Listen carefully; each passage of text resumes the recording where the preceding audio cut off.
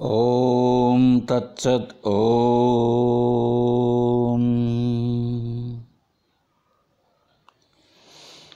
ఓం యో బ్రహ్మాణం విదధాతి పూర్వం యో వై వేదాంచ ప్రహిణోతి తస్మై తమ్మదేవమాత్మబుద్ధిప్రకాశం ముముక్షుర్వై శరణమహం ప్రపద్యే.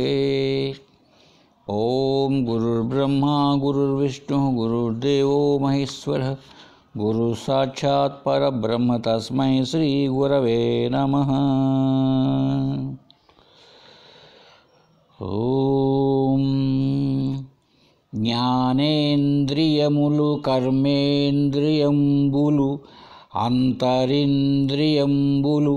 విషయేంద్రియములు ప్రాణాదులను కూడి పరగ 25 తత్వంబులును స్థూల తనువునయ్యే.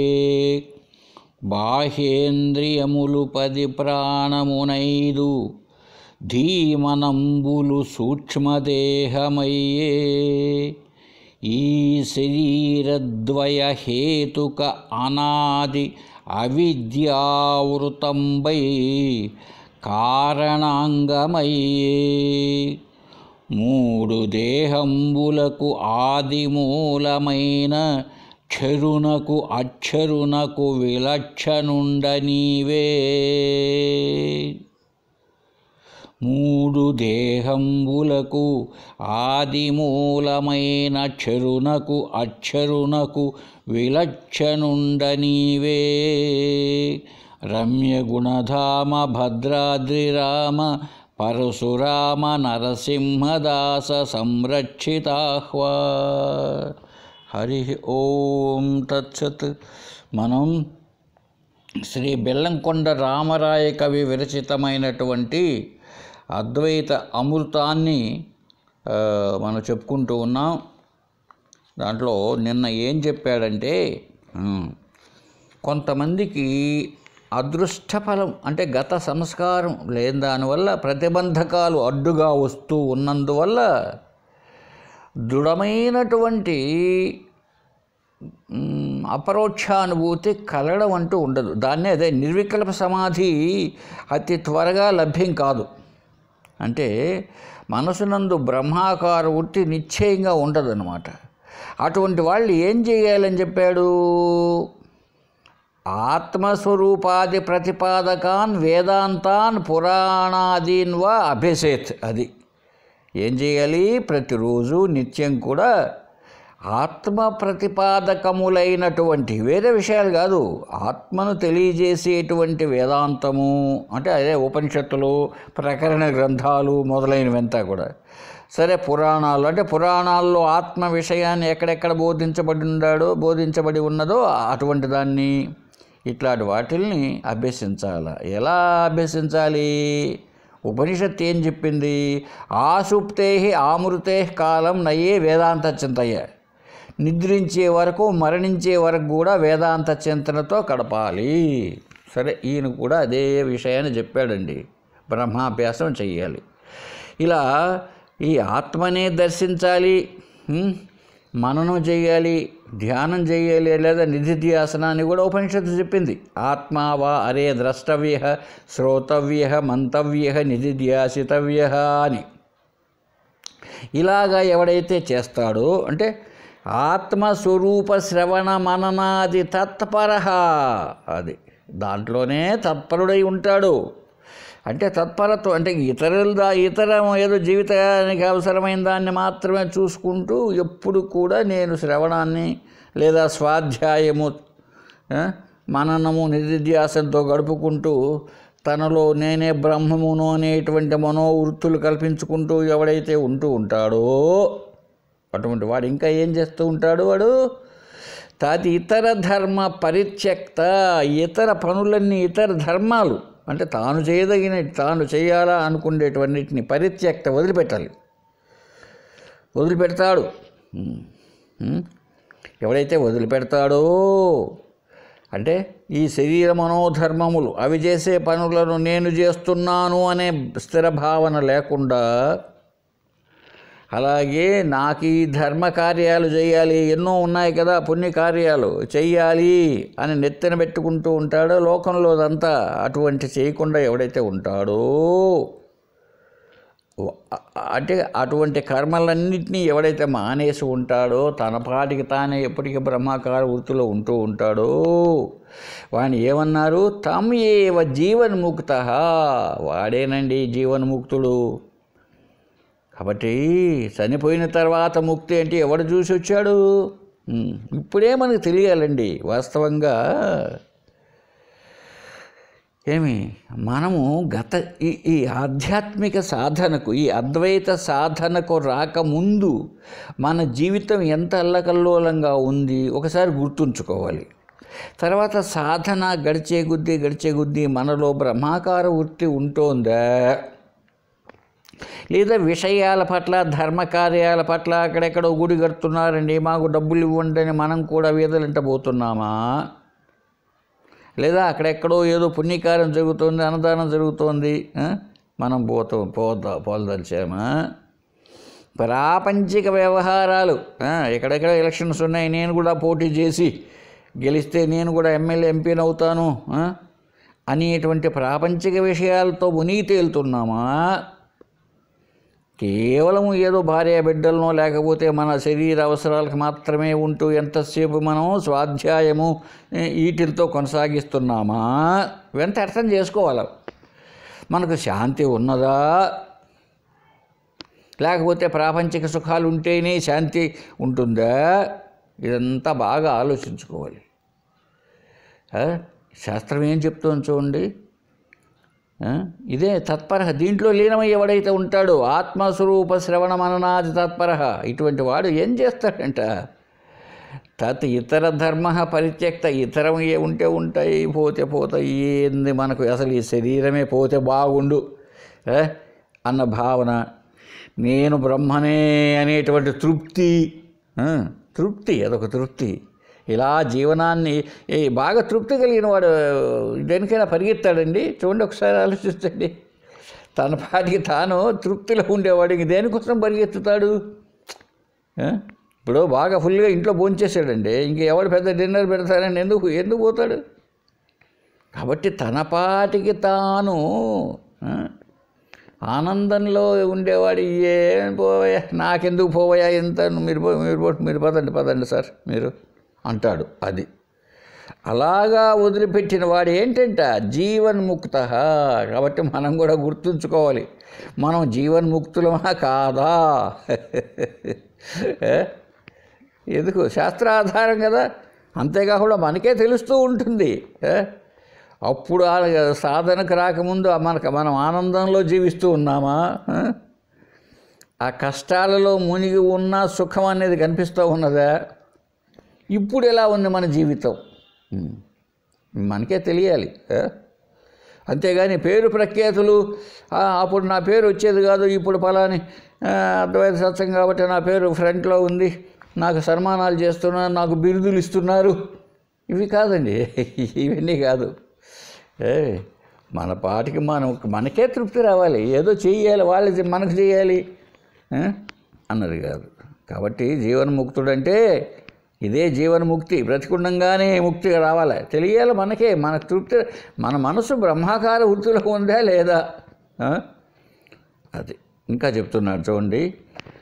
దగ్ధవస్త్రవత్ అబంధకస్సన్ దేహేంద్రియాది సంసార యస్య అస్తి సహజీవన్ముక్త.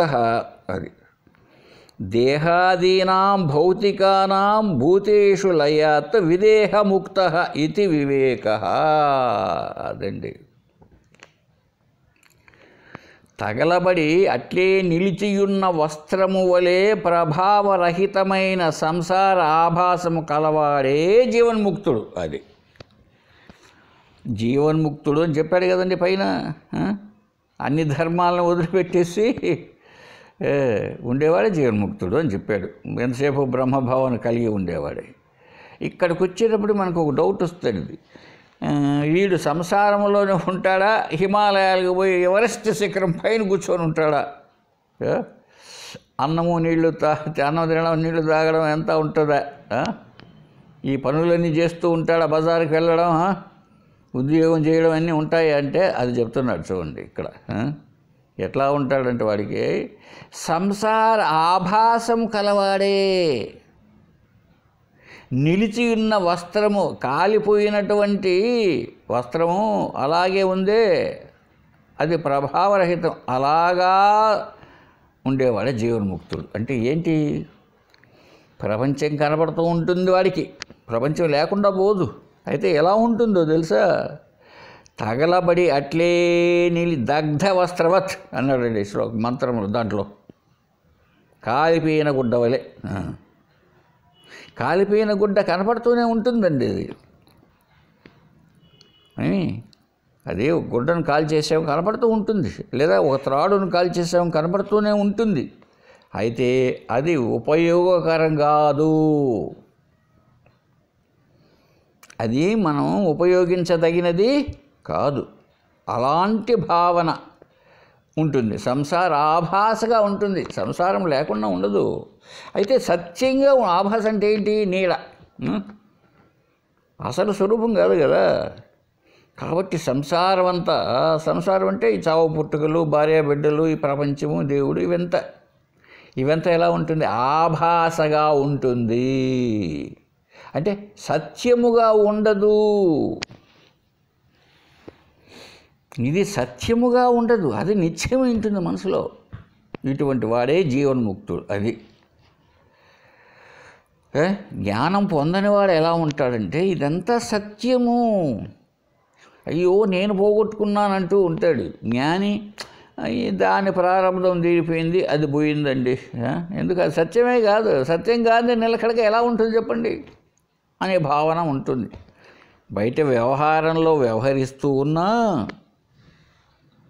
ఎంతెంత వ్యవహరిస్తూ ఉన్నా అతని తలలో ఇది ఉంటుంది, ఈ జగత్తు, ఈ శరీర మనోబుద్ధులు సత్యము కాదు, ఇదొక ఆభాస, అదేం సత్యంగా కాదు ఇది. మరి మిథ్యతోటి మనం వ్యవహారం చేస్తూ ఉంటాం. అసలు మన జీవితమే మిథ్యా జీవితం అండి. శరీరమే ఒక మిథ్య, జగత్తు మిథ్య, దేవుడు మిథ్య. మిథ్య అంటే ఏంటి? ఇంకొక దానిపైన ఆధారపడి ఉండేది మిథ్య. అదే ఆభాస, అదే భ్రాంతి, అదే అజ్ఞానం కదా. ఇప్పుడు పరమాత్మ సత్యం, దానిపైన ఆరోపించుకున్నాం, నేను జీవుడను, ఆయన దేవుడు, అది జగత్తు అని. కాబట్టి ఇది సత్యం ఎలా అవుతుంది? కనిపిస్తున్నది వ్యవహారం చేస్తున్నాం, కొంతకాలం ఉంటుంది, కొంతకాలం పోతుంది. ఈ భావనతో జీవితాన్ని గడిపేవాడే జీవన్ముక్తుడు. అంతా చేస్తూనే ఉంటాడు, అన్ని కార్యాల్లోనూ పాల్గొంటూ ఉంటాడు అవసరమైనప్పుడు. అయితే ఆభాసగా చూస్తూ ఉంటాడు, నీడని ఎలా అయితే మన నీడ మనలాగానే ఉంటుంది కదండి, మన ప్రతిబింబము మనలాగానే ఉంటుంది. అయితే ప్రతిబింబము నేనా? కాదు కదా. అయితే ప్రతిబింబం నేను కాదా? ఎస్, నేను బింబము, నేను సత్యము, అది ఆభాస. అలాగే ఇప్పుడు సంసారం అనేది ఆభాస, పరమాత్మయే సత్యం. కనుక ఆభాస, మిథ్య, ఇటువంటి మిథ్యా వ్యవహారమే చేస్తూ ఉంటాం మనం నిత్యం. అంతే, ఏది కూడా సత్యం కాదు అని తెలిసి ఉంటుంది జ్ఞానికి, వీడికి, జీవన్ముక్తుడికి. అయితే మనం ప్రశ్న వేయచ్చు, అది మిథ్య అయినప్పుడు ఎందుకు వ్యవహారం చేయాలి? ఇక్కడే వచ్చేస్తుంది మనకు. ఇక్కడ ఆ ప్రశ్న వేసిన గాడికి ఒక్క నమస్కారం చెప్పి, అయ్యా వ్యవహారం చేసేవాడు కూడా నేను కాదు. చూసామండి, వ్యవహారం చేసేవాడు ఎవడు? నేను కాదు. అది ఆ బుద్ధిలో ప్రతిబింబించినటువంటి చైతన్యం. నేను సాక్షిని. ఆ చిదాభాసుడు ఉన్నాడే, చిత్ యొక్క ఆభాస. చిత్ అంటే ఆత్మ, బ్రహ్మం, దాని యొక్క ఆభాస. ఇప్పుడే చెప్పుకుంటే ఆభాస. అది జీవుడుగా అంత వ్యవహారం చేస్తోంది. నేను చూస్తూ ఉన్నా, నాకు మార్పు లేదు, నేను మార్పు లేనివాడిని, అది మార్పు చెందుతుండలే. కాబట్టి వ్యవహారం చేసేది నేనా? అది జరుగుతోందండి వ్యవహారం. అది డూప్లికేట్ నేను, అది ఒరిజినల్ నేను కాదు. చిత్త యొక్క ఆభాస, చిదాభాసుడు వాడు. కాబట్టి ఎప్పుడైతే వాడు సంసారమే ఆభాసగా జీవిస్తూ ఉంటాడో వాడే జీవన్ముక్తుడు. సరే, బాగానే ఉంది. వీడేం చేస్తాడు జీవన్ముక్తుడు? దేహాదీనాం భౌతికానాం భూతేషు లయాత్. వాడు అలా జీవిస్తూ ఉండగా ఈ భౌతికమైన దేహాదులు ఉన్నాయే, ఇవంతా ఏమవుతున్నాయి? లయాత్, లయించిపోతాయండి. ఎప్పుడు? మరణంలో, మరణించినప్పుడు. అంటే లయించిపోవడం అంటే ఏంటి? ఎక్కడ లయించిపోతాయి? భూతేషు లయాత్. ఆయా పంచీకరణానికి వెళ్ళాలి మనం ఇక్కడ చెప్పుకోవాలంటే. అదొక చాప్టర్. పంచీకరణము. పరమాత్మ నుంచే 5 పంచభూతాలు వచ్చాయి, ఆకాశం నుంచి భూమి వరకు. ఈ పంచభూతాల యొక్క మళ్ళీ ఎందుకు వెనకాలకి మీరు చదివితే, మీరు వింటే పాతవి ఏవి వేదాంత బోధ ఇట్లాంటివి, వాటిల్లో పంచీకరణం అనే చాప్టర్ వస్తుంది. అసలు ఈ పంచీకరణానికే భాష్యం రాశాడండి శంకరాచార్యుల వారు. అదొక గ్రంథం, పంచీకరణ భాష్యము లభ్యమవుతుంది, చదవండి. అంటే ఈ 5 ఇంద్రియాలు సపరేటే, అవంతా కూడా లయము చెంది, అంటే ఒకదాన్నొకటి మిక్స్ అయ్యి ఈ స్థూల శరీరము, సూక్ష్మ శరీరము ఇలాగా తయారైంది. నిజానికి ఈ అయితే పక్కన పెడదామండి శాస్త్రాన్ని, కాస్త పక్కన పెట్టి లౌకికంగా ఆలోచిద్దాం. చూడండి, పంచభూతాలు అంటే ఏంటి? ఆకాశము, వాయువు ఏమండి అంటే గాలి, తేజస్సు అంటే వేడి, తర్వాత జలం నీరు, పృథ్వీ భూమి అంటే గట్టిగా ఉండేటువంటిది, ఇదంతా మట్టి. ఈ 5 కదండి అంతా. చూడండి లోకం అంతా ఈ 5. ఏ వస్తువును పట్టి చూడండి, ఇంతో అంతో ఈ 5 లేకుండా అవద్దు. ఏ వస్తువును వద్దు. ముందు మనం ఆలోచిద్దాం. నేను అంటున్నానే, ఏమి ఈ నేనును చూద్దామండి. ఈ శరీరంలో ఈ 5 కంటే వేరే ఉన్నాయేమో. ఆకాశము ఉన్నది, ఎక్కడి నుంచి? ముక్కులో ఉన్నది, గొంతులో ఉన్నది, కడుపులో ఉన్నది, మూత్ర విసర్జనంలో ఉన్నది, మల విసర్జనంలో ఉంది, చెవుల్లో ఉంది. అసలు అంతవరకు వద్దు, ప్రతి అణువులోనూ ఉందండి. రక్తంలో ఉన్నది. ఖాళీ జాగా అండి. స్పేస్ అంటే, ఆకాశం అంటే ఏంటి? ఖాళీ జాగా. ఇప్పుడు ఆకాశం ఎక్కడుంది? మన శరీరంలో కూడా ఉంది. సరే, వాయువు నీకు తెలుసు. గాలి ఉందే లేదండి? ముక్కులోంచి పోతుంది, వస్తూ ఉంది, అది నో డౌట్. మూడవది తేజస్సు, వేడి 98.4 సరేండి ఉంది. ఈ 98.4 కంటే 107 ఉండదు, శరీరం లేదు. అలాగే 98.4 కాకుండా 95 కంటే తగ్గిపోయింది, 92 పోయింది, లేదు, ఇంక లేదు, శరీరం లేదు. కాబట్టి వేడి ఉన్నది, నీరు ఉంది. ఇది కూడా అంతే. ఏమి నీరు ఎక్కువైపోయిందనుకో శరీరం ఉబ్బిపోయి చచ్చిపోతాడు. నీరు తగ్గిందనుకోండి దాన్నే కలరా లాంటివి వస్తాయి. డీహైడ్రేషన్, పెట్టండి సెలైన్ అంటూ ఉంటారు డాక్టర్లు.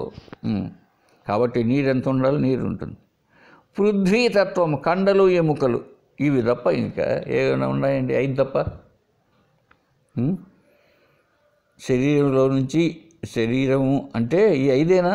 ఏదైనా చెప్పండి, శరీరంలో భాగాల్లో ఏదైనా తీసుకోండి, 5 ఉండేది. ఒక చెట్టు తీసుకున్నారనుకోండి, బయట ఒక చెట్టు ఉంది. ఎస్, ఆ చెట్టులో కూడా ఆకాశం ఉంది. ఆకాశం ఉంటే కదండి అది కూడా నీరు తాగుతాంలా. ఖాళీ ఉంటే కదా నీరు పోవడానికి. సరే, వేడి తప్పనిసరిగా ఉంది. అసలు బయటే 99 ఉండేటప్పుడు దాంట్లో చెట్టులో ఉండదా? నీరు ఎక్కడైనా చెట్టు కూర్చోండి, నీరు వస్తుంది రాదు? తర్వాత అన్నీ ఉండదంటే కూడా పృథ్వీ గట్టితనం, కొయ్య యొక్క గట్టితనం లేదు, ఉంది. ప్రతి ఒక్క దాంట్లోనూ అంత ఉంది. ఈ 5 ఎక్కడి నుంచి వచ్చాయంటారు? బ్రహ్మ నుంచే వచ్చాయి. చూడండి తమాషా. సృష్టి పురా ఏకమేవ అద్వితీయం బ్రహ్మ, ముందు ఒకటే ఉంది. తత ఆకాశ సంభూత, దాని నుంచి ఆకాశం వచ్చిందంట. ఆకాశాత్ వాయు, వాయురగ్ని, ఇలా కొనసాగుతుంది తైత్తిరీయ ఉపనిషత్తులో. కాబట్టి బ్రహ్మ నుంచి వచ్చిందంట ఆకాశం. ఆకాశం అంటే ఏంటి? ఇప్పుడు ఆ బ్రహ్మ నుంచి వచ్చినటువంటి అంత బ్రహ్మే కదండి, కదా. బంగారు నుంచి వచ్చిందండి ఒక నెక్లెసు. ఇప్పుడు నెక్లెస్ బంగారు కదా.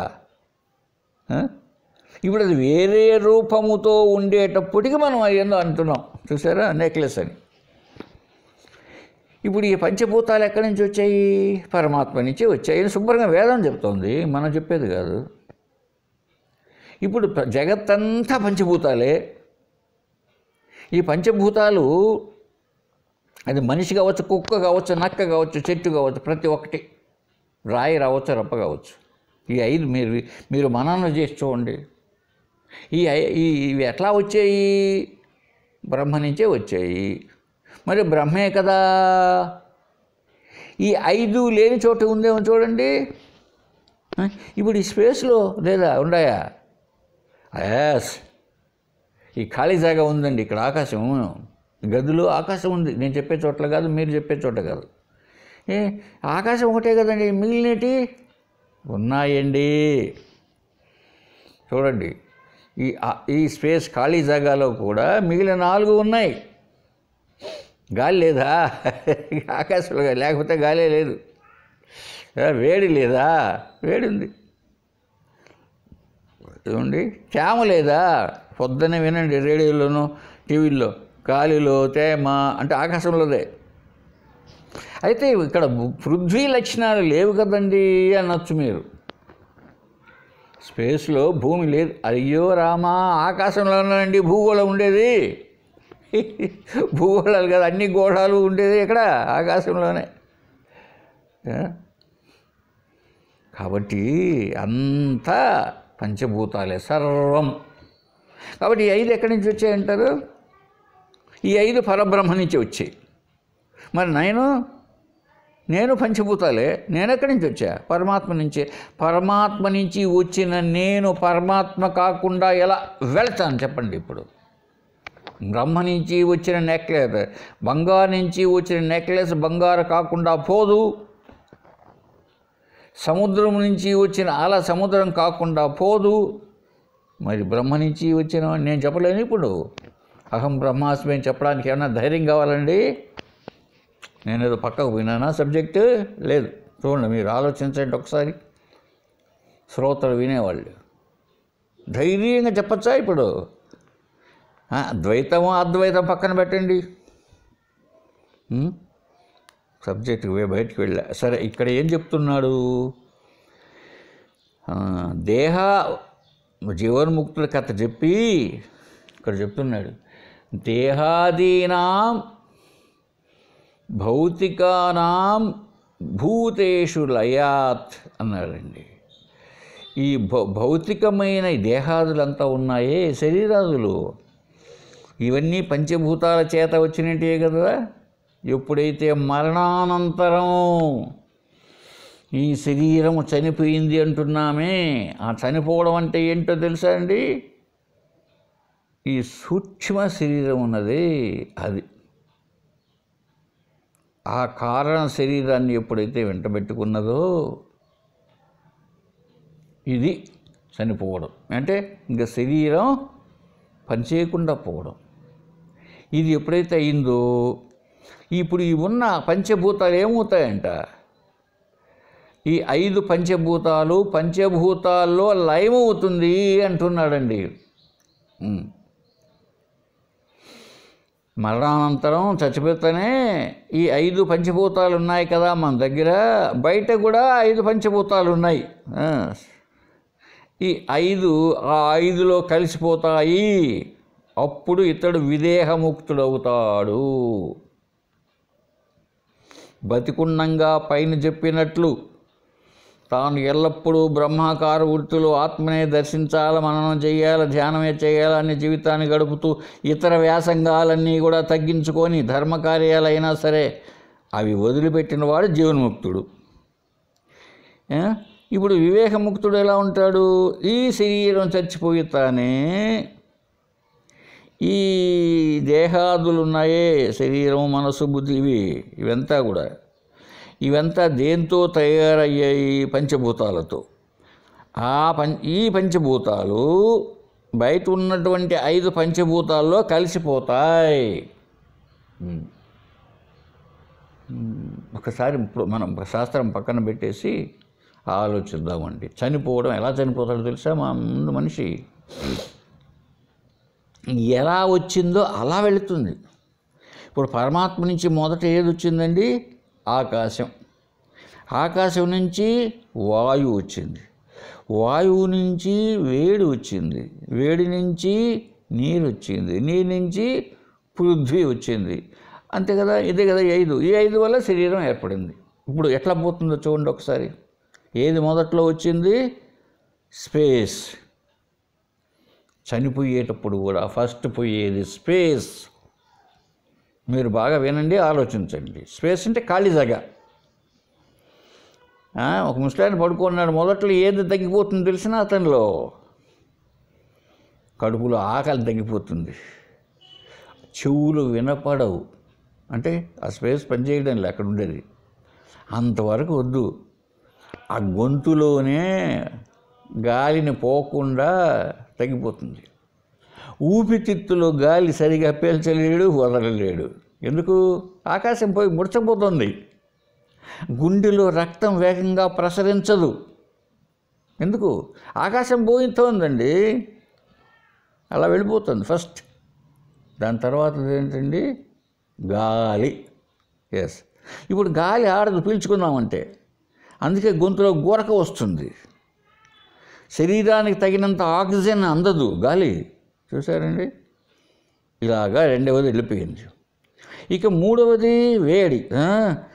తగ్గిపోతుందండి, నాడి పట్టుకొని తగ్గిపోతుంది అంటాడు డాక్టరు. 96 ఉంది, తగ్గుతుందండి, 95కి వచ్చిందండి అంటాడు కదా. అంటే వేడి, శరీరం చల్లబడుతుంది అంటారు చూడండి మన వాళ్ళు కూడా. సరే, అప్పుడు ఏమైంది? వేడిపోయింది. ఇక తర్వాతది నీరు. ఇప్పుడు డీహైడ్రేషన్, నిర్జల స్థితి.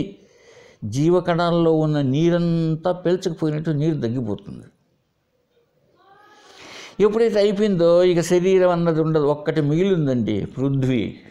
ఈ పృథ్వీ తత్వంతో ఉండే స్థూల శరీరం.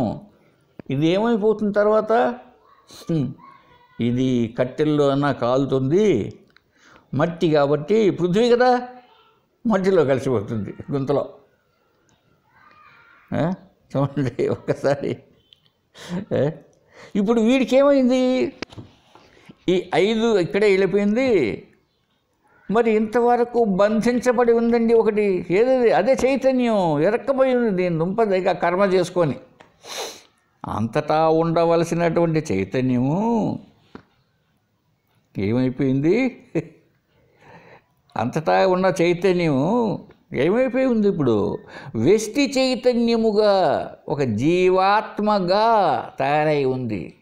ఎందుకు? శరీరము, లేకపోతే 3 శరీరాలు, లేకపోతే పంచకోశాల చేత కప్పబడి ఉండి కదా వీడు ఈ అవస్థ పడుతున్నాడు. నిజానికి తనకు సంబంధమే లేవు కదా ఇవి. తనకు సంబంధము లేనటువంటివంతా కూడా అజ్ఞానం చేత కర్మ అనేది ఒకటి వచ్చి అజ్ఞానం తయారై అధ్యాస పాలై ఉన్నాడు కదా ఆత్మ అయినప్పటికీ వీడు. ఇప్పుడు ఏమైంది? ఆ తొడుగు పోయింది. తొడుగు పోతేనే ఏమైంది తెలిసినండి? ప్రత్యేగాత్మ ఏమవుతాడు కనుక్కోండి. ఇప్పుడు పరమాత్మ. ప్రత్యేగాత్మ ఏమవుతుంది? పరమాత్మ. ఇప్పుడు కుండలో ఆకాశం, ఘటాకాశం అన్నామండి. కుండలో ఉన్న ఆకాశాన్ని ఏమన్నాము? ఘటాకాశము. ఆ ఖాళీ జాగాను కుండలో ఉన్న ఆకాశము అని పేరు పెట్టాం. బయట ఊరికినే అంతటా వ్యాపించి ఉన్నటువంటిది బయటంతా దాన్ని ఏమన్నాము మహాకాశము అన్నాం. ఈ రెండు ఆకాశాలకు తేడా ఏం లేదు కదండి, లేదు. అయితే ఇది ఘటాకాశముగా ఎందుకున్నది? కుండ చేత, కుండ అనేటువంటి ఉపాధిలో ఇరుక్కుపోయి ఉన్నది, అందువల్లది ఘటాకాశము అనబడుతోంది. ఇప్పుడు కుండ పగిలిపోయిందండి, ఇప్పుడు అక్కడ లోపల ఉన్న ఆకాశం ఏమైంది చెప్పండి? మహాకాశమే. పోయింది ఏమిటి ఇప్పుడు? కుండ. ఇప్పుడు అర్థం చేసుకుందామండి, మనం కూడా ఆత్మస్వరూపమే, సర్వత్రా వ్యాపించి ఉన్న బ్రహ్మ చైతన్యమే. ఎప్పుడైతే ఇదో శరీరము అనేటువంటి కుండలు ఇరుక్కుపోయిందో ప్రత్యేక ఆత్మగా ఉన్నది. అదే బయట సచ్చిదానందమే, ఇది సచ్చిదానందమే. అయితే ఇది లిమిటెడ్, అది అన్లిమిటెడ్. ఇది వ్యష్టి చైతన్యము, అది సమిష్టి చైతన్యము. ఈ వ్యష్టి చైతన్యము జీవాత్మ అని పిలువబడింది, ఆ సమిష్టి చైతన్యం ఈశ్వర అని పిలువబడింది. నిజానికి రెండు లేవు అప్పుడు కూడా. కుండ ఉన్నప్పుడు కూడా, కుండ ఉండేది ఆకాశంలోని కాలబడే, కుండ ఉండేదే స్పేస్లో. అయినా ఏం భావిస్తున్నది కుండలు? నేను ఇరుక్కపోయినానంటుంది. అలాగే నిజానికి నేను పరమాత్మనే, అహం బ్రహ్మాస్మి అనే భావన జీవన్ముక్తుడికి బతికున్నంత వరకు ఉంటుంది. ఇప్పుడు దేహం పడిపోతానే ఈ కొండ పోయింది. ఇంతే కదా తేడా. వీడు అట్లా పోయినప్పుడు వీడు విదేహముక్తుడయ్యాడు. దేహం వెళ్ళిపోయింది, వెళ్ళిపోయిన తర్వాత ఇప్పుడు ఏమైనాడు? విదేహముక్తుడు. అంటే ఇక జన్మ రాదు. ఎందుకు రాదు?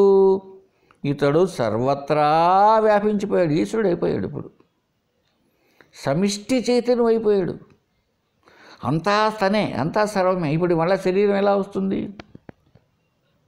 అంతా తానే అయినప్పుడు చెట్టులో తానే, చీమలో తానే, అంతా తానే బ్రహ్మస్వరూపం అయిపోయాడు. అన్ని ఉపాధులలో ఉండేది తానే.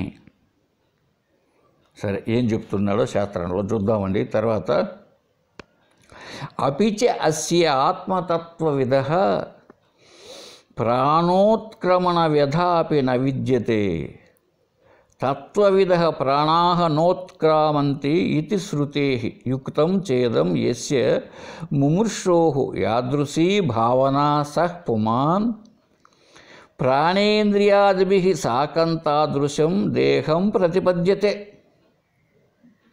యాంతే మతిః సా గతిః ఇతి న్యాయాత్. జ్ఞానీ తు భావనారహితః సన్ అథవా బ్రహ్మాత్మభావన సన్ వర్తతే ఇతి కథం తస్య దేహాంతర ప్రాప్తి హేతుభూతం ప్రాణోత్క్రమణం నా కథంచిదపి ఇది అర్థః. చూడండి, పెద్ద పారాగ్రాఫ్ చెప్పాడు. ఈ ఆత్మతత్వవేత్తకు, ఈ ఆత్మతత్వాన్ని ఎవడైతే తెలుసుకొని ఉన్నాడో, ఆత్మతత్వాన్ని తెలుసుకోవడం అంటే ఆత్మబోధ అనే పుస్తకాన్ని చదివి గూట్లో వేసిన వాడు కాదు. నాకు తెలిసిపోయిందండి చాలామంది అంటూ ఉంటారు, నేను ఆత్మనే. అలా కాదు. నేను బ్రహ్మాస్మి అన్నటువంటిది పైన చెప్పాడే నిర్వికల్ప సమాధి. అంటే నువ్వు మెడబట్టి తోసినా బయటికి నేను బ్రహ్మను అన్న నిశ్చయభావం కలగాలి. అదే సమాధి. అంతేగాని గూట్లో పుస్తకం పెట్టినంతసేపు నేను ఆత్మను, పుస్తకం చేతిలోకి ఉన్నంత వరకు నేను ఆత్మను, బయట గూట్లోకి పోతూనే నేను జీవాత్మను, అలా కాదు. కనుక ఆత్మతత్వవేత్త అంటే అర్థం అది, ఆత్మను తెలుసుకున్నవాడు. బ్రహ్మవిత్ అంటే బ్రహ్మను తెలుసుకున్నవాడు. అంటే బ్రహ్మ అనే ఒక ఆయన ఉన్నాడు, అలా కాదు. నేనే బ్రహ్మమును అని తెలుసుకున్నవాడు. నేనే ఈశ్వరుణ్ణి, నేనే బ్రహ్మను, బ్రహ్మ ఏవ అహమస్మి, బ్రహ్మను నేనే, సోహం అని ఎవడైతే తెలుసుకున్నాడో బ్రహ్మవిత్, బ్రహ్మ ఏవ భవతి, బ్రహ్మ అవుతున్నాడు. ఎందుకు? వాడు బ్రహ్మమే, ఇంతవరకు తెలియలేవానికి నేను బ్రహ్మమును అని. కాబట్టి వేత్త అంటే తెలుసుకున్నవాడు అలాగా. కాబట్టి ఆత్మతత్వవేత్త అంటే ఆత్మ అనేది తానుగా తెలుసుకున్నవాడికి ఏమవుతుందంట? ప్రాణోత్క్రమణ బాధ కూడా లేదు. చూడండి, ఆత్మతత్వవిద ప్రాణోత్క్రమణ వ్యధాపి న విద్యతే. ఈ ప్రాణం పోయే బాధ కూడా లేదండి. అంటే ప్రాణం పోయేటప్పుడు అట్టండి వేల కొలది తేళ్ళు కలిసినట్టు ఉంటాయంట. అంటే వీడికి కూడా ఉండొచ్చు, అంటే నేను చచ్చిపోతున్నానే అని బాధ లేదు. ఇప్పుడు ఈ ఆత్మతత్వవేత్తకు అయ్యో నేను పోతున్నానే, నా భార్య పిల్లలంతా ఏమవుతారు, నా బ్యాంక్ బ్యాలెన్స్ ఏమవుతుంది, కోటాను కోట్లు సంపాదిస్తేనే ఆ పోలవరం నాకు వరంగా తయారైంది కదా, పోయినే అది నాకు లేకుండా పోయినే, ఈ దేశమంతా నాదిగా భావించుంటేనే ఈ వెదముండా కొడుకు నన్ను తుపాకీతో కాల్చేసినాయి, నేనెట్లా ఇంకా దేశాన్ని పరిపాలించాలి, నా కొడుకు అవుతాడో లేదోనే. చూసారా, ఇదంతా ఉంటుంది మామూలు వాడికి. ఈ ఆత్మతత్వవేత్తకు ఈ ప్రాణోత్క్రమణ బాధ, చనిపోయేటప్పుడు తన శరీరం పడే బాధ కానీ తన మనసు పడే బాధ కానీ ఏమీ ఉండవు. అంతేకాకుండా ఇంకా చెప్పాడండి, తత్వవిధ ప్రాణాహ న ఉత్క్రామంతి ఇది శృతే. ఉపనిషత్తులు ఏం చెప్తున్నాయి తెలుసా? తత్వవిధ, తత్వాన్ని తెలుసుకున్నవాడికి ప్రాణాహ, ప్రాణములు న ఉత్క్రామంతి, ప్రాణములు పైకి పోవు అని ఉంది ఉపనిషత్తులో. ప్రాణములు పైకి పోవు అంటే సూక్ష్మ శరీరం ఉన్నదే, ఆ సూక్ష్మ శరీరం అదే యాతనా శరీరం, అది వెళ్ళిపోతుంది శరీరంలోంచి. కాబట్టి సూక్ష్మ శరీరం అంటే ఎందుకు తెలుసు మనకు? 5 జ్ఞానేంద్రియ కర్మేంద్రియాలు ఏమండి, తర్వాత అంతఃకరణము, పంచప్రాణాలు, ఇదే కదా. కాబట్టి ప్రాణములు పోవడం అంటే గాలి పోవడం అని కాదు, గాలి ముక్కులోంచి బయట పోయింది మళ్ళీ రాలేదని కాదు, అది వెళ్ళిపోయి సూక్ష్మ శరీరం. కాబట్టి వానికి పైకి పోవు ప్రాణములు అంటే అర్థం ఏమిటంటే ఇక ఎక్కడో ఏదో అనుభవించి ఉండాల్సి ఉంటేనే పోతుందండి పైకి. ఇప్పుడు సపోజ్ పుణ్యం చేసుకొని ఉన్నాడు అనుకోండి, ఆ సూక్ష్మ శరీరం అంటే ప్రాణాలతో సహా అది ఏమవుతుంది? స్వర్గానికి పోతుంది. ఆ స్వర్గంలో కొంతకాలం అక్కడ టైం వేరే, మన టైం వేరే, అమెరికాలో టైం వేరే, మన టైం వేరే అన్నట్టుగా. కాబట్టి ఆ కాలానికి తగినట్టుగా అక్కడ బాగా బ్రహ్మాండంగా నాగలంతా వేసుకుంటాడు, పట్టు పంచులు కట్టుకుంటాడు. ఇంకేంటి వాళ్ళకి తిండి పని లేదంట స్వర్గలోకంలో, వాళ్ళకు భోజనంతో పనిలే, వాళ్ళంతా అమృతం. కాబట్టి అయితే వాళ్ళకి పొద్దుటి నుంచి ఏముంటుంది, అందరూ కూర్చుంటారు, ఇంద్రుడు వచ్చి సీట్లో కూర్చుంటానే మొదలవుతాయి ఇంకా రంభ, ఊర్వశి, మేనక. వాళ్ళకు గుడ్డలు పాపం తక్కువ, అందువల్ల చిన్న చిన్న గోసిపాతలు పెట్టుకుంటారు, వాళ్ళంతా ఎగురుతూ ఉంటారు. చూస్తావా ఉండొచ్చు. కొంతకాలం చూస్తానే ఏమవుతుంది తెలిసిన, అయ్యా నువ్వు చేసుకున్న పుణ్యం కాస్త అయిపోయింది, అదో నీ కోసం మంచి షావుకారు పంపుంది, ఆ ఇంట్లో పడిపో. కాబట్టి మంచి పుణ్యం చేసుకోండిలా. కాబట్టి మంచి షావుకారు ఇంట్లో పుడతాడు, పెద్ద రాజకీయ నాయకుడు, ముఖ్యమంత్రి, ప్రధానమంత్రి అవుతాడు. ఇది వాని కథ. ఎవరికి? ఈ ప్రాణం పోయేవాడికి. అంటే సూక్ష్మ శరీరం పైకి పోతుందే వాడికి. వాడు అనేక పాపాలు చేసి ఉంటాడనుకో, లోకంలో అందరినీ ముంచేసి ఉంటాడనుకో, ప్రజలందరూ సొమ్మునంతా ముంచేసి. అటువంటి వాడు కుంభీపాక నరకాన్ని గురించి మరి గరుడ పురాణం ఉందండి. గరుడ పురాణం అనేది అబ్బా అది చదవాలి, ఘోరంగా ఉంటుంది. అదంతా దాని వర్ణన మనకొద్దు. అక్కడ అనుభవించి మళ్ళీ వాడు కుక్కగానో నక్కగానో పుడతాడు. ఏమండి, కర్మ ఫలితం కదా. తను చేసుకున్న కర్మ ఫలితాన్ని అనుభవించాలి. కాబట్టి ఆ సూక్ష్మ శరీరం మళ్ళీ ఒక స్థూల శరీరాన్ని కల్పించుకుంటుంది. ఆ అనుభవాలకు తగినట్టుగా ఆ కర్మ ఫలితాన్ని అనుభవించే శరీరంలో వచ్చి పడుతుంది. ఇది శాస్త్రం చెప్పేటువంటిది. ఈ జ్ఞానికి, తత్వవేత్తకు అలాగా పైకి పోవడం రావడం అంటూ ఉండదు. ఇంతకుముందే చెప్పాను నేను. ఏమని? ఈ స్థూల శరీరము వెళ్ళిపోతానే, అదే కుండ బయలుపోతానే కుండలో ఉన్న ఆకాశం ఎక్కడైపోతుంది? ఎక్కడికి పోతుంది? అంతటా ఉంది అదే. ముందు నుంచి ఉన్నది అదే, ఇప్పుడు అదే. కుండ పగిలిపోయింది అంతే. అది ఎప్పుడైతే కుండ పగిలిపోవడమే కావాల్సిందంతే. ఎందుకని? వాడి కర్మకాండలు లేవండి, అనుభవించడానికి కర్మకాండలు లేవు. జ్ఞానం కలిగిన తర్వాత మనం చదువుకున్నామే, ఇంతకుముందు వేదాంత బోధలో కూడా చెప్పా. తత్వబోధ అని శంకరాచార్యులు రాసిన గ్రంథంలోనైతేనేమి చాలా గ్రంథాల్లో ఒక మాట చెప్పి ఉన్నారు, అనుభవరీత్యా చెప్పారు వాళ్ళు. తత్వాన్ని తెలుసుకున్నటువంటి జ్ఞాని కూడా ఇంకా చచ్చిపోలేదు కదా, బతికే ఉన్నాడు కదా, ఇంకా 10 ఏళ్ళు బ్రతికి ఉంటాడు అతడు. అతడు అనుకోకపోయినా ఇతరుల కోసమైనా ఒక్కొక్కసారి ధర్మకార్యాలు చేస్తాడు కదండి, అప్పుడు పుణ్యం వస్తుంది కదా. అంటే ఆ పుణ్యము అతనికి అంటుకోదు. అతన్ని ఎవరైతే గౌరవిస్తూ ఆదరిస్తూ ఉంటారో ఆ పుణ్యఫలం వాళ్ళకి వెళుతుంది. తెలుసో తెలియకో నడిచేటప్పుడు చీమలు చావచ్చు, రాత్రులపూట దోమలు చనిపోవచ్చు, తెలుసో తెలియకో అని కొంత పాపకార్యం కూడా చేసి ఉండవచ్చు కదా. అదేలాగా అంటే అతన్ని ఎవరైతే దూషిస్తారో, వ్యతిరేకిస్తారో, వాడు పనిమానముడు, వాడు ఎందుకు పనికిరాడు, ఇలాగా వాడిని హేళన చేస్తారు, వాడికి ఈ చేసుకున్నటువంటి పాప ఫలితం పోతుంది. ఇప్పుడు ఏమీ లేదు కదా, చూసారా? ఏ లేదు, ఇంకా తన యొక్క అనుభవించదగిన ఏ ఫలితాలు లేవు. కాబట్టి ఇంకెక్కడికి పోవాలి? ఎక్కడికి లేదు. ఇదంతా మనం చదువుకున్నాం. సరే, ఇప్పుడు ఈయనేం చెప్తాడో చూద్దామండి. ఈ అద్వైతామృత గ్రంథంలో ఎట్లా నిరూపిస్తాడో చూద్దాం. ప్రాణములు పైకి పోవు అన్నాడు. సరే, ఇది యుక్తమే, కరెక్టే కావచ్చు. ఇంకా ఏం చెప్పింది ఉపనిషత్తులు? యాంతే మతి సా గతి అని కూడా చెప్పిందండి. అంటే అర్థం ఏమిటి?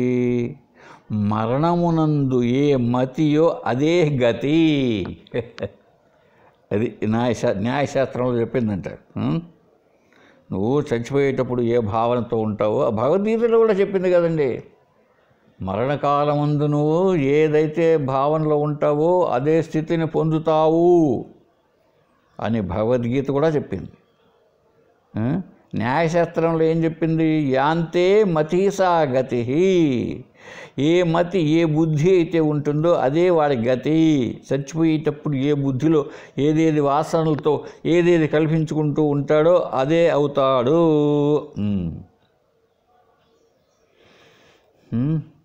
మనకు అంతేకాదు, పురాణాల్లో కూడా చెప్పింది. భరతుడు వాడు ఆ ముని, భరత ముని జింక చనిపోయిన తర్వాత జింక పిల్లను అయ్యో అది ఎట్లా బతుకుతుంది అనేటువంటి భావనతో ప్రాణాలు వదిలితే మళ్ళీ జింకై పుట్టాడు. ఏమండి, పురాణం కూడా చెప్పింది, ఉపనిషత్తులు భగవద్గీత కూడా చెప్తున్నాయి. ఏ భావనతో ఉంటే అదే కదా. ఇంకా మనం యత్ భావం సద్భవతి. ఏ భావాన్ని స్థిరపరచుకుంటావో అదే పొందుతావు, ఇలాగా చెప్పింది కదా. కాబట్టి ఇప్పుడు ఆ చనిపోయేటప్పుడు వాడు బాగా పూజలు చేసి ఉంటాడు. రాముణ్ణి నిద్ర లేచిన నుంచి రామ రామ రామ రామ అనుకుంటూ ఉన్నాడు అనుకుందాం. చనిపోయేటప్పుడు కూడా అతనికి ఆ శ్రీరామచంద్రుడే జ్ఞాపకం వచ్చాడు అనుకుంటే అతని మనసులో, బుద్ధిలో చనిపోతానే శ్రీరామచంద్రుడు ఎక్కడుంటాడు? సాకేత లోకంలో ఉన్నాడు అని చెప్తోంది శాస్త్రం. ఈ స్థూల శరీరాన్ని వదిలిపెడతానే ఈ మహానుభావుడి యొక్క సూక్ష్మ శరీరం డైరెక్ట్గా అక్కడికి పోతుంది, సాకేత లోకానికి. కృష్ణ కృష్ణ కృష్ణ అనుకుంటూ ఉంటాడు అనుకోండి, కృష్ణనామాన్ని ఎప్పటికీ మరవడు. చనిపోయేటప్పుడు కృష్ణే జ్ఞాపకం వచ్చింది. డైరెక్ట్గా గోలోకం అంటారండి. అక్కడంతా వాళ్ళు గోపికలు ఉంటారు, ఆ గోవులంతా ఉంటాయి, కృష్ణుడు పిల్లలు అక్కడికి వెళ్ళిపోతాడు. నారాయణ అంటూ చనిపోయాడు అనుకోండి, నారాయణ నారాయణ తలుచుకుంటూ డైరెక్ట్గా వైకుంఠానికి పోతాడు. అక్కడ ఆ స్వామి లక్ష్మీదేవి, భూదేవి, శ్రీదేవి వాళ్ళతో కూర్చొని ఉంటే ఈయన వెనకల అక్కడ నిలబడుకొని అలా ఉంటాడు. ఈయనకు మనకు ఒక మంచి బిల్డింగ్ ఏదో ఇస్తారు. ఆయన పెద్ద బిల్డింగ్ ఆమూల సౌదంబు అన్నాడే పోతనం. ఎక్కడుంటాడంటే 18 గజేంద్ర మోక్షంలో రాశారు, ఆమూల సౌదంబు అని. అలాగా ఈయనకి ఒక మూల ఒక చిన్న బిల్డింగ్ ఇస్తారు. అక్కడ ఉంటూ రోజు నారాయణ జపం భజన చేసుకుంటూ ఉంటాడు. శివ శివ శివ అంటూ చనిపోయాడు అనుకోండి, శివలోకం పోతాడు. అక్కడ అడ్డనామాలు పెట్టుకుంటాడు. వాళ్ళంతా వాయిస్తూ ఉంటే ఆయన పార్వతీ సమేతంగా ఆయన శివతాండవం చేస్తూ ఉంటే వీళ్ళంతా పాటలు పాడుకుంటూ వాయించుకుంటూ ఉంటారు. ఇది మరి వీడు ఈ జ్ఞానం పొందినవాడు ఎలా ఉంటాడంట చూడండి, చెప్పాడు. జ్ఞానీతు భావనారహిత సన్, భావనారహిత సన్ అథవా బ్రహ్మాత్మ భావన సన్వర్తతే. వీడు ఎట్లా ఉంటుంది వీడి బుద్ధి అంటే భావనారహితుడై, ఏ భావన ఉండదు.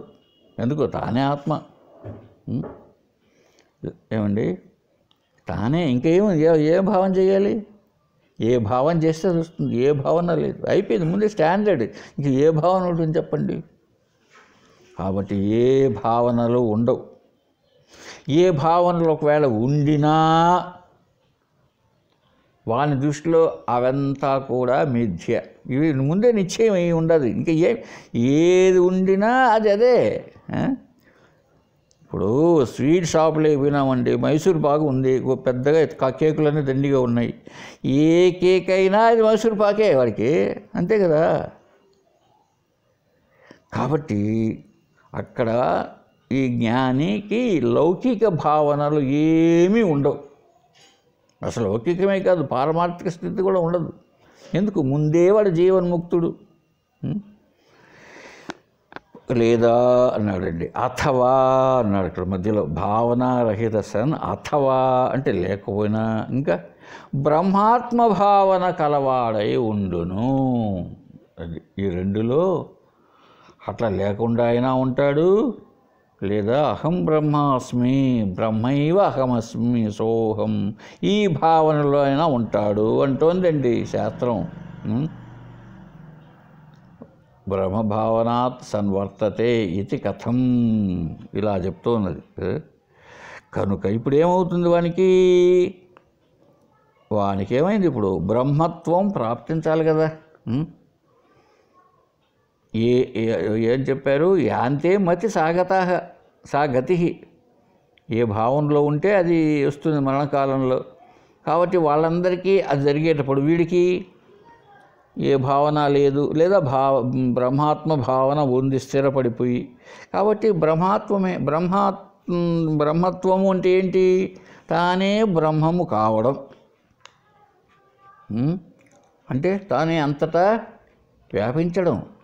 కాబట్టి ఇంకా చెప్పాడండి, తస్య దేహాంతర ప్రాప్తి హేతుభూతం ప్రాణోత్క్రమణం. కాబట్టి ఈ దేహాంతర ప్రాప్తి జరిగిన తర్వాత ఆ జ్ఞాని యొక్క ప్రాణములు ఎక్కడికి పోవు.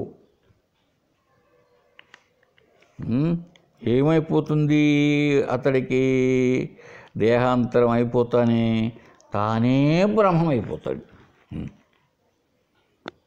శరీరం పోతూనే అదే విదేహముక్తి, తానే బ్రహ్మమైపోతాడు. ఇది శాస్త్రయుక్తంగా ఈ బెల్లంకొండ రామరాయ కవి గారు చనిపోయిన తర్వాత విషయాన్ని వెలువరించారు. ముందేం చెప్పాడు? జీవన్ముక్తిని గురించి చెప్పాడు. తర్వాత పంచభూతాలలో ఈ భౌతికమైన దేహాదులు పోతే కుండలో ఉన్న ఆకాశంలాగా అయిపోతాడు అని చెప్పి చివరికి ఈ విషయం కూడా చెప్పాడు. మన మనసులో చనిపోయేటప్పుడు ఏ భావన ఉంటుందో అటువంటి భావాలు జ్ఞానికి ఉండవు, ఏ భావాలు ఉండవు. ఉండినా అంత సర్వము బ్రహ్మమే అన్నటువంటిది, నేనే బ్రహ్మము అనేది ముందే నిశ్చయం అయిపోయింది కదా. నిశ్చయం అయిపోయినటువంటి వాడు ఎలా ఉండినా కూడా, ఇప్పుడు ఒక శ్లోకం మనం నేర్చుకున్నామండి, శుక్లాంబరధరం విష్ణుం శశివర్ణం చతుర్భుజం ప్రసన్నం, ఇది నేర్చుకొని ఉన్నాం, ఎప్పుడో నేర్చుకున్నాం. ఇప్పుడు ఆ తర్వాత ఎన్నెన్ని శ్లోకాలు చదివినా కూడా అది మర్చిపోతామా? అంటే మన మనసులో ఎట్లా ఉంది? స్థిరపడి ఉంది. ఎన్నెన్ని వచ్చినా స్థిరపడి ఉంది. అలాగే జీవించి ఉన్నప్పుడే బ్రహ్మభావన స్థిరపడి ఉందనుకోండి, అప్పుడు ఏ భావనలో వస్తే నష్టం? అది ముందే ఉంది కదా రెడీగా. ముందే ఆకేసుకొని బంతిలో అంటామే, పంక్తిలో ముందు ఫస్ట్ ఉండేది అదే. ఆ భావన ముందు ఉంది, అది మరుపు లేనిది అది. కాబట్టి ఇప్పుడు తెచ్చుకోవాల్సిన పని లేదు, తెచ్చుకున్నా కూడా నష్టం లేదు బ్రహ్మాత్మ భావన. అసలు ఒక్కోసారి ఉన్నట్టుండి హార్ట్ ఫెయిల్ అండి, ఏం తెచ్చుకుంటాడు ఎవడైనా చెప్పండి? కారులో పోతున్నాడు, ఉన్నట్టుండి పడిపోయింది, యాక్సిడెంట్. ఇప్పుడు ఏ భావం తెచ్చుకుంటాడు? రామ అంటాడా, కృష్ణ అంటాడా, అహం బ్రహ్మాస్మి అంటాడా? ఇది అర్థం చేసుకోవాలి.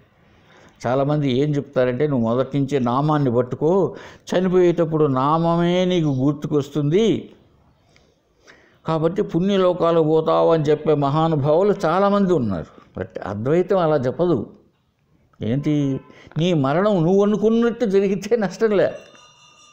కొంతమంది వ్యక్తులు కోమాలోకి వెళ్ళిపోతారు ముందే, తనకు తెలియకుండానే. కోమా అంటే మతి తప్పిపోవడం, కోమాలోనే చచ్చిపోతారు. ఇప్పుడు ఏమనుకొని చచ్చిపోయినాడని ఆ వ్యక్తి? లేదు, పోతూ ఉన్నాడు, బస్సు యాక్సిడెంట్ పోయింది, ఏమనుకుంటాడు చనిపోయేటప్పుడు? అందుకే ముందే నువ్వు ఆత్మజ్ఞానాన్ని పొంది ఉంటే నువ్వు ఎలా చనిపోయినా నీ ప్రాణాలు పోవు, ఎక్కడికి పోవు. కుండలో ఆకాశం కొండ ఎట్లా పగిలిపోతే వచ్చే నష్టం ఏమిటండి? ఆ కొండను కట్టితే ఎవడో కొట్టాడు, పగిలిపోయింది. లేదు, రాయితే ఎవరో పిల్లవాడేసాడు, పగిలిపోయింది. లేదు, అటు ఇటు పోతూ ఇంకో కొన్ని కొండలతో కలిసి ఇప్పుడు అక్కడ పగిలిపోవడమే కారణం. కానీ ఎట్లా పోయినా కూడా లోపల ఉన్నటువంటి ఆ ఆకాశానికి నష్టం లేదు, అది మహాకాశమే. అలాగే ఆత్మజ్ఞానాన్ని పొందినటువంటి వ్యక్తి యొక్క, జ్ఞాని యొక్క, ఆత్మతత్వవేత్త యొక్క మరణం ఏ విధంగా జరిగినప్పటికీ అతను ముక్తుడే. సరే, నెక్స్ట్ క్లాస్లో చూద్దాం. హరి ఓం తత్సత్. ఓం పూర్ణమదః పూర్ణమిదం పూర్ణాత్ పూర్ణముదచ్యతే పూర్ణస్య పూర్ణమాదాయ పూర్ణమేవావశిష్యతే. ఓం శాంతి శాంతి శాంతి. హరి ఓం తత్సత్.